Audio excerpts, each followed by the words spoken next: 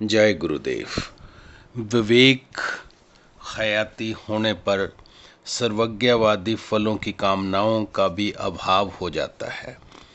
तब विवेक ज्ञान की निरंतरता के कारण धर्ममेघ नामक समाधि होती है।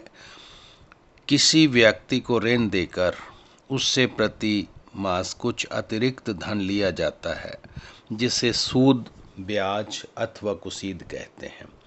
ऋण पर सूद ना देने वाले ना लेने की वृत्ति को अकुसीद कहा जाता है। इसी प्रकार जब विवेक ज्ञान के फल सर्वज्ञता को प्राप्त करने की इच्छा भी विलीन हो जाती है, तब चित्त में विवेक ज्ञान की निरंतरता बनी रहती है। इसी को धर्म में समाधि कहा जाता है। निरंतर एवं दृढ़ साधन तथा पर वैराग्य के अभ्यास द्वारा व्युत्थान के संस्कारों का क्षय होने पर चित्त में विवेक ख्याति का निरंतर अवस्थान ही धर्ममेध समाधि है। यही संप्रज्ञात समाधि की उच्चतम अवस्था है। मेघ का अर्थ बुद्धि। चित्त में विषय, संसारी अथवा व्युत्थान के संस्कारों का अभाव तो हो जाता है, तथापि व्युत्थान के संस्कारों के उदय होने पर बीच बीच में जो जगदभिमुखी ज्ञान होता था, उसका भी अभाव होकर धर्म अर्थात आत्मा के स्वाभाविक गुणों का चित्त पर निरंतर प्रतिबिंबित होते रहना धर्म में समाधि है। इस अवस्था में भी चित्त वृत्ति पूर्णतः निरुद्ध न होने, आत्मा की चेतन शक्ति एवं जड़ चित्त का तादात्म्य न टूटने के कारण चित्त में एक सत्व गुणी आत्माभिमुखी वृत्ति शेष रह जाती है। अतः समाधि की ये अवस्था असंप्रज्ञात के अंतर्गत नहीं आ सकती। इसे संप्रज्ञात समाधि की उच्चतम अवस्था कहा गया है। धर्ममेध समाधि से क्लेशों एवं कर्मों से शाश्वत निवृत्ति हो जाती है। क्लेश का अर्थ अविद्या, असमता, राग, द्वेष आदि तथा अनिवेश है। कर्म का अर्थ संचित शुभ अशुभ संस्कार तथा प्रारब्ध है। कर्मों का तीसरा स्वरूप क्रियामान है। जब तक क्रियामान कर्मों के फल में आसक्ति रहती है, तब तक मनुष्य कर्म करता रहता है। आसक्ति समाप्त हो जाने पर वह कर्म करता हुआ भी निष्कर्म रहता है। इस प्रकार उसके चित्त में अविद्या आदि पंच क्लेश तथा क्रियामान संचित एवं प्रारब्ध कर्म दोनों निवृत्त हो जाते हैं। सर्व आवरण मल से विमुक्त हुए चित्त को अनंत हो जाने से जगत का ज्ञान अत्यंत रह जाता है, अल्प रह जाता है। अर्थात आवृत करने वाले क्लेश, संस्कार, वासनाएं, विकार इत्यादि जितने भी मल हैं, उन सभी के धुल जाने से चित्त शुद्ध तथा आवरण रहित हो जाता है, तथा वही आवरण चित्त से उतरकर विषयी जगत को परिच्छिन्न कर लेता है। धर्ममेव समाधि द्वारा अविद्या, असीमता, राग, द्वेष, अनिवेश के क्षीण हो जाने पर भी सत्य, रज और तम तीनों गुणों के विद्यमान रहने से योगी के शरीर का पुनरागमन क्यों नहीं होता। उस धर्ममेव समाधि के उदय होने पर कृत्य प्रयोजन अर्थात जिन्होंने भोग और मोक्ष रूपी फल देने का अपना कार्य पूरा कर लिया है, गुणों का कार्य को उत्पादन करने रूपी परिणाम कर्म पूरा हो जाता है। सत्व, रज, तम तीनों गुण तभी तक कार्य करते हैं जब तक वे अपना भोग और उपवर्ग, विषय सुख तथा मोक्ष देने का कार्य पूरा नहीं कर लेते। धर्ममेध समाधि होने पर गुणों का यह कार्य पूरा हो जाता है। अतः ये तीनों गुण संसारिक विषयोपभोग रूपी क्षणिक फल अथवा मोक्ष प्राप्तार्थ परमार्थ फल देने में सक्षम नहीं रहते। इन तीनों गुणों के ये दोनों कार्य समाप्त हो चुकते हैं, अतः उसमें योगी को नया शरीर देने की क्षमता ही नहीं रहती। जो पुरुष परमार्थिक दृष्टि से कृतार्थ होता है, कृतकार्य होता है उसके प्रति ये तीनों गुण अपना कार्य पूरा कर विलीन होते हैं, अन्य पुरुषों के लिए विलीन नहीं होते। इसमें पूर्व कृतार्थ प्रति नष्टम तदन्त साधारणत्वात्, अर्थात जिन पुरुषों को परमार्थ लाभ हो गया है उन्हीं के लिए ये जगत विलीन होता है, अन्य साधारण संसारी पुरुषों के लिए पूर्ववत बना रहता है। इस प्रकार फल देने का क्रम की समाप्ति हो जाने पर ये तीनों गुण अव्यक्त में विलीन हो जाते हैं। एक क्षण के पीछे दूसरा तथा दूसरे के पीछे तीसरा, इस प्रकार क्षणों का जो संबंध आरंभ होता है, आरंभ से अंत तक ग्रहण किया जाता अर्थात ज्ञेयमान होता है, गुणों की इस अवस्था विशेष को कर्म कहा जाता है। यहाँ शक्ति के दोनों कर्मों की ओर संकेत है। प्रथम प्रसव कर्म है, जिसमें आत्मा से प्रभावित होकर शक्ति नीचे की ओर जगदभिमुखी प्रवाहित होती है। पहले ये चित्त के तादात्म्य में आती है, इसे चैतन्यवंत परिचालित करती हुई चित्त शक्ति का रूप धारण करती है। तत्पश्चात जड़ शक्ति के संयोग में आकर इंद्रियों को भी चैतन्यवत परिचालित करती हुई चेतना शक्ति कहलाती है।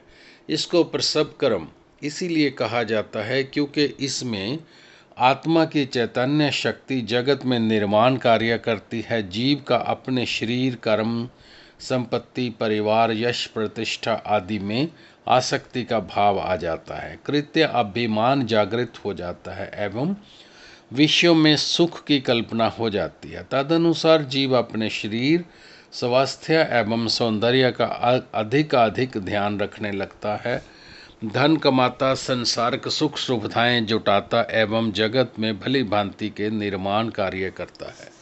इसमें चित्त में संस्कार संचय होता चला जाता है। परिणामित चित्त में वासनाएं विकार घर कर लेते हैं एवं जीव जन्म मरण के चक्कर में घूमता रहता है। शक्ति के इस कार्य को भोगार्थ कहा जाता है। चैतन्य शक्ति के दूसरे कर्म को प्रतिसर्व कर्म कहा जाता है। इस कर्म में साधना करते करते अथवा गुरु कृपा के परिणाम स्वरूप शक्ति अंतर्मुखी कार्यशीला हो जाती है। शक्ति की इसी अंतर्मुखी जागृति को चेतना का प्रत्यक्ष चेतना होना अथवा कुंडलिनी शक्ति की जागृति कहा जाता है। जिस शक्ति को जीव अपनी शक्ति मान बैठा है, वही जागृत होने पर जीव के शरीर से भिन्न किंतु जीव के शरीर के आधार पर कार्य करती हुई अनुभव होने लगती है। इसी को शक्ति का प्रसव कर्म कहा जाता है। अर्थात शक्ति ने चित्त एवं इंद्रियों के माध्यम से जगत में जो कुछ भी निर्माण किया है उसे वह समेटना, विलीन आरंभ कर देता है। शरीर में पृथक शक्ति का अनुभव होने के कारण जीव का कृत्य अभिमान गलित होना आरंभ हो जाता है। परिणामित कर्मों के प्रति जीव की आसक्ति विलीन होने लगती है। वे आसक्ति कर्तव्य अभिमान से पैदा होती है, कर्ता अभिमान से पैदा होती है, अतः कर्ता अभिमान समाप्त होने पर समय में विलीन होने लगती है। तब साधक के चित्त में परिवार, संपत्ति, कर्म, शरीर आदि सभी से वैराग्य होने लगता है। साधक की इंद्रियां अपना आहार त्याग कर प्रत्याहार में स्थित होती जाती हैं, अर्थात मन, इंद्रियां, बुद्धि आदि सभी बाहर मुखता त्याग कर अंतर्मुखी होते जाते हैं। साधना तथा शक्ति के अंतर्मुखी प्रतिसर्व कर्म में कई प्रकार के विघ्न बाधाएं आती हैं, जिनका विस्तृत उल्लेख हम पहले ही कर चुके हैं। किंतु यदि साधक गुरु, साधन, इष्ट एवं अंतर जागृत शक्ति के प्रति श्रद्धा निष्ठा से सतत साधन रत रहे तो धीरे धीरे इन विघ्नों एवं अंतरायों पर विजय प्राप्त करता है। शक्ति जागृत होने पर साधक में दृष्टा भाव का उदय होता है। शक्ति संचित संस्कारों को क्रिया में परिणत करती चली जाती है और साधक के चित्त में निरोध, एकाग्रता, समाधि आदि परिणाम विकसित होते हैं। जैसे जैसे शक्ति चित्त के आधार पर क्रियाशीला होती है, वैसे ही वैसे वासना भी संस्कारों के साथ संस्कारों के साथ तनु होती जाती है, क्योंकि संस्कार ही वासना का हेतु होते हैं। वासना के फल सुख दुख भोग उपभोग रूपी प्रारब्ध का फल भोगने के लिए चित्त की अवस्था संतुलित होती जाती है। भविष्य के संस्कार संचय का क्रम रुकने लगता है, क्योंकि साधक सुख दुख से अप्रभावित रहता है। साथ ही जगत के विषयों के प्रति चित्त में वैराग्य उत्पन्न होता जाता है, अर्थात वासना के फल हेतु आश्रय एवं अवलंबन का अभाव होता जाता है। धर्ममेव समाधि का अर्थ प्रशस्त होता जाता है। चित्त को चंचल करने के कारण संचित संस्कार होते हैं। तब संस्कार क्रियाओं के रूप में परिणत होकर क्षीण होते जाते हैं। तब स्वतः ही चित्त की एकाग्र अवस्था आती जाती है।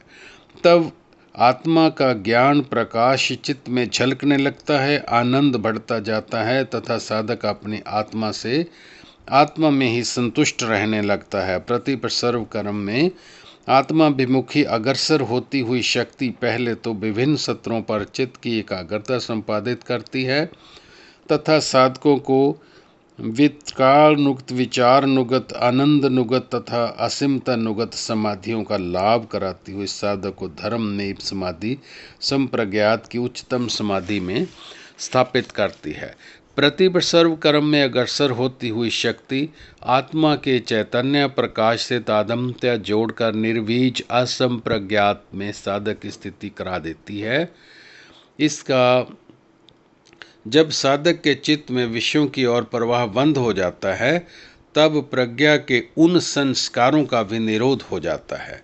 तब सभी संस्कारों का निरोध हो जाने पर निर्वीज असंप्रज्ञात तथा निर्विकल्प समाधि की अवस्था प्राप्त होती है, जिसका वर्णन हम पहले भी कर चुके हैं। इस सूत्र में योग का परम लक्ष्य वर्णित है।